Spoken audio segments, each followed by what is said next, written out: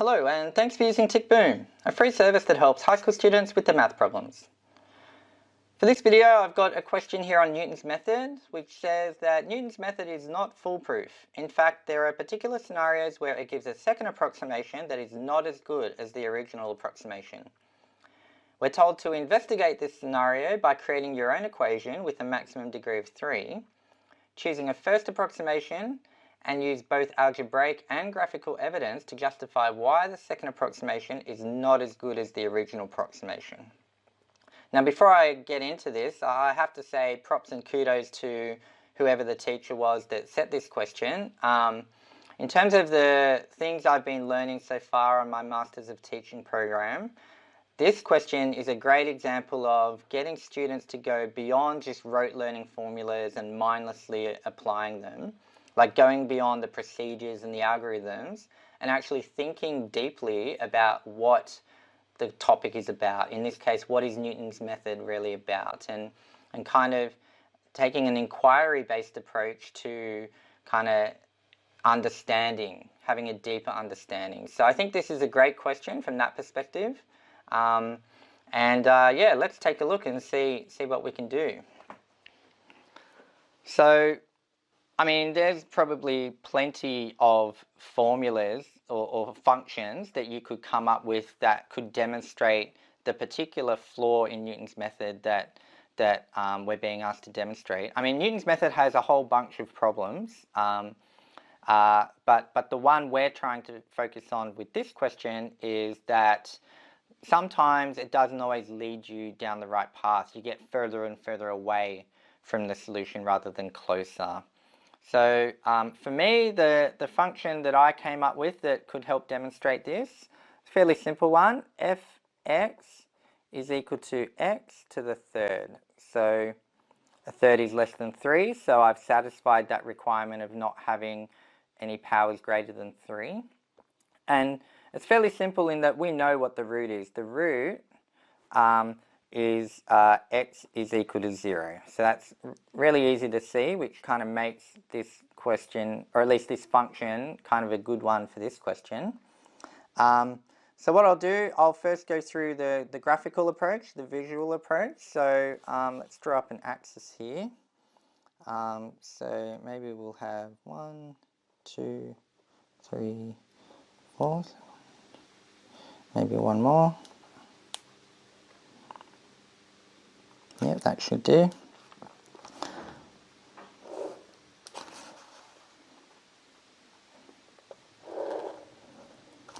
Okay, so let's just get all the ingredients. So we'll have our x-axis and I'll have y is equal to fx. We'll have 0, 1, 2, 3, 4, 1, 2, 3, 4, 1, 2, 3, 4, 1, 2, 3, 4. Okay, so these will be kind of our markers.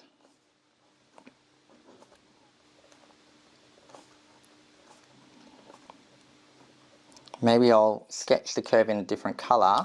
I mean, x to the third is fairly simple to draw. We kind of know when x is 0, y will be 0. 0 to the third is 0. And when x is 1, y will be 1, because 1 to the third is 1. And same deal with -1. When x is -1, y will be -1. And then it's kind of, you know, what happens with all the other values. So maybe I'll do 2, 3, and 4, -2, -3, -4, and that should give us enough for the shape. So what's 2 to the power of a third? 2 to the power of 1 on 3. It's about 1.25, 1.26. It's going to be about there, I'd say. And then if I did -2 to the power of a third, you get -1.26. So it kind of is symmetrical, but kind of flipped around the axis. So -2 is going to be about there. If I do 3 to the power of a third, get 1.44, so just under 1.5. And same deal, if I do -3, I'll get -1.44. Then if I do 4 to the power of a third, 1.58, kind of just above, and same deal here. That's probably enough points. You can kind of hopefully see that the curve is basically looking like this. We'll keep going. Now visually, let's assume my first approximation, my kind of x naught. Let's say let x naught, my first guess, equal to 1. So I'll work through the algebra, but first visually, if I kind of go, well, maybe I'll use red here. What's the tangent at 1? Kind of, it's basically going to go like this. And we'll see, we'll kind of get an intercept at about -2. Now if I then come down to -2 and say what's the tangent there, it's kind of going to look something like this. And I'll get 4. And notice that 4 is further away from 0, which we know is the root. 4 is further away from the known root than 2. So after our first guess, our first approximation ended up being closer than our second approximation. So that's a visual demonstration of why this function isn't a particularly good one to apply Newton's method to. But let's now look at the algebra. So maybe I'll just note over here the actual kind of formula, I guess, that we're applying is that x of n plus 1 is equal to x of n minus f of x of n over f dash x of n. So that's kind of the formula for Newton's method, where x of n plus 1 is basically our n plus 1th guess. So our next guess of the root will be the prior guess minus the function of that prior guess divided by the derivative at that prior guess. So I won't delve into why Newton's method works and what's good about it. There's heaps of good videos out there if you want to kind of delve deeper into the background to Newton's method.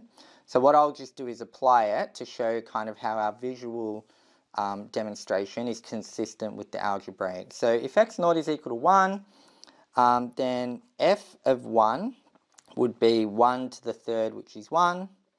I should probably find f dash x. So f dash x, I'll just write up here, is bring down the power. So a third x to the power minus 1.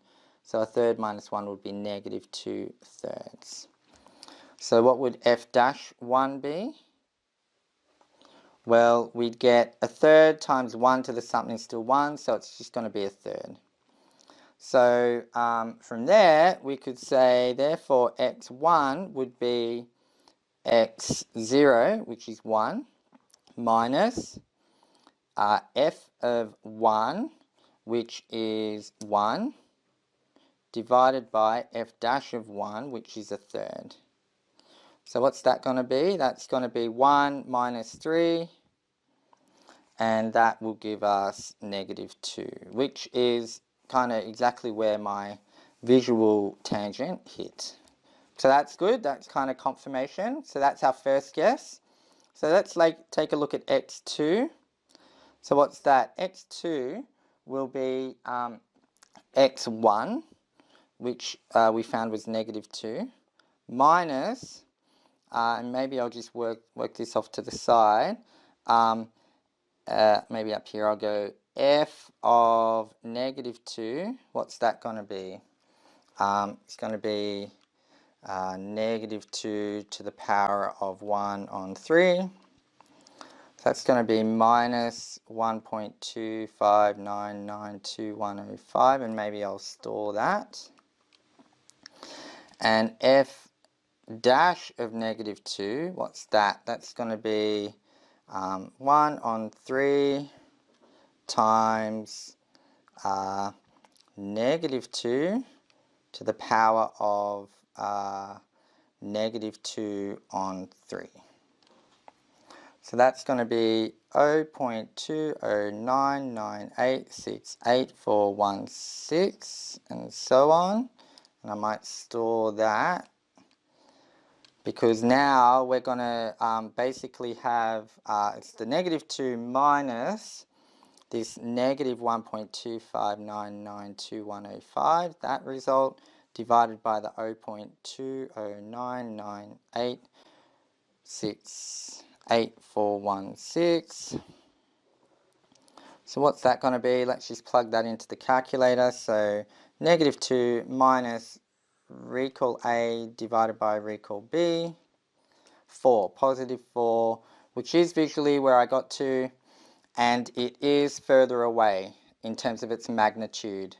So yeah, there you have it. There's an example of where Newton's method, as great as it is, doesn't help us hone in on a solution because the nature of this curve means our second approximation gets further away from our first. And then if I thought about kind of what would happen if I drew the tangent, we're just going to keep getting further away, aren't we? So you kind of end up in a death loop. If you tried to program this, say, into a computer to work through the algorithm, it would hopefully be programmed to give up after a certain number of tries as it kind of never gets to a solution. So hopefully you found that explanation helpful. I think, as I mentioned before, it's a really great question for getting a student to think more deeply about what's going on with Newton's method. If you did find that explanation helpful, please be sure to give it a like.